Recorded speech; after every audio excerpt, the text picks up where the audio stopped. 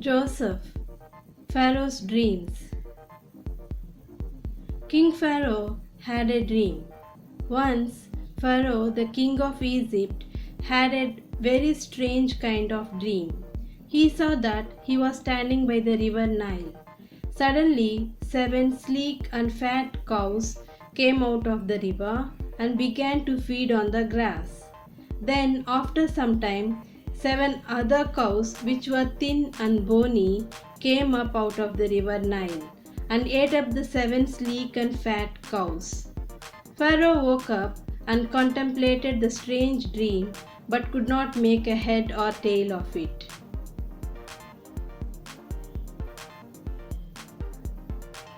Pharaoh's second dream.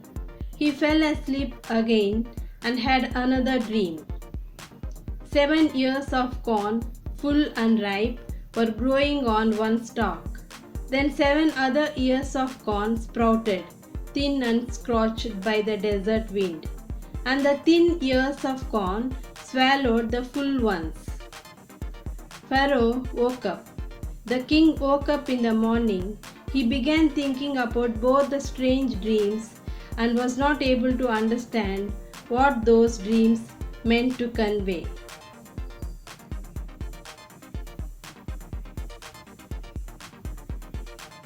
Pharaoh was disturbed. Pharaoh was disturbed by the dreams and he was worried. So he sent for all the magicians and wise men of Egypt.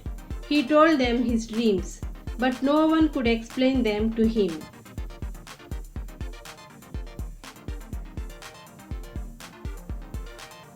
Wine steward remembered Joseph. Then the wine steward, who was in the prison for some time with Joseph, suddenly remembered him and told Pharaoh that he knew of someone who was very good at interpreting dreams. Pharaoh immediately sent for Joseph. Joseph brought from the prison. Joseph was immediately brought from the prison. After he was shaved and changed the clothes, he came into the king's presence. The king said to him, "I have had a dream, and no one can explain it. I have been told that you can interpret dreams."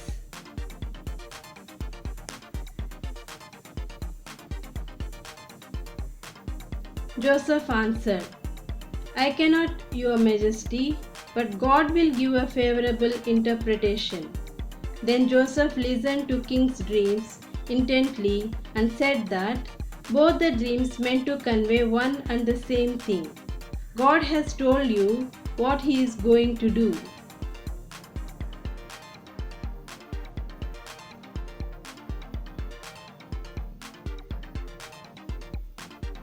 Joseph interprets the dreams. The 7 fat cows are 7 years, and the 7 full ears of corn are also 7 years. They have the same meaning. The 7 thin cows which came up later and the 7 thin ears of corn scorched by the desert wind are of 7 years of famine.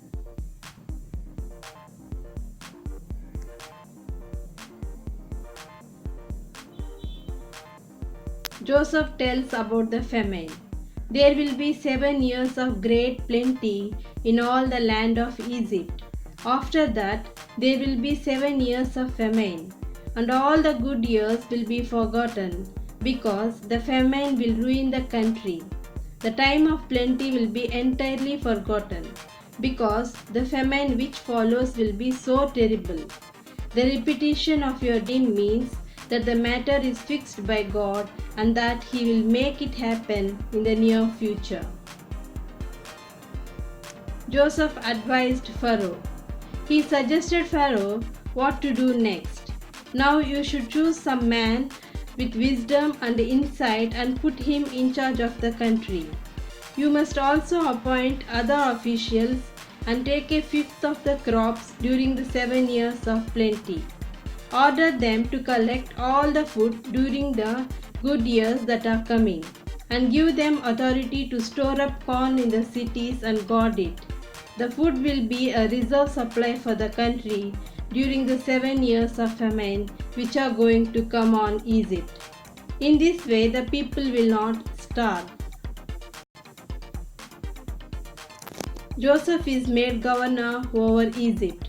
The king and his officials approved this plan, and he said to them, "We will never find a better man than Joseph, a man who has God's Spirit in him."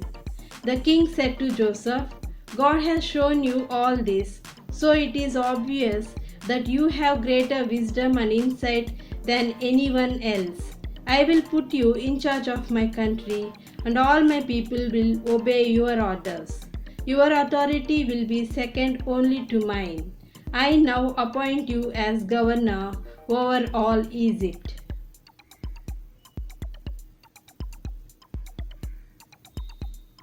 Joseph was honored. The king removed from his finger the ring engraved with the royal seal and put it on Joseph's finger. He put a fine linen robe on him and placed a gold chain round his neck.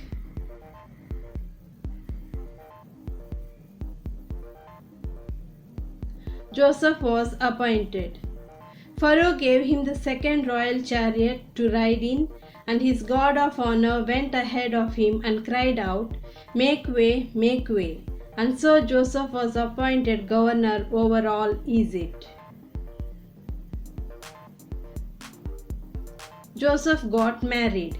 The king said to Joseph, "I am the king, and no one in all Egypt have rights to lift a hand or a foot without your permission." He gave Joseph the Egyptian name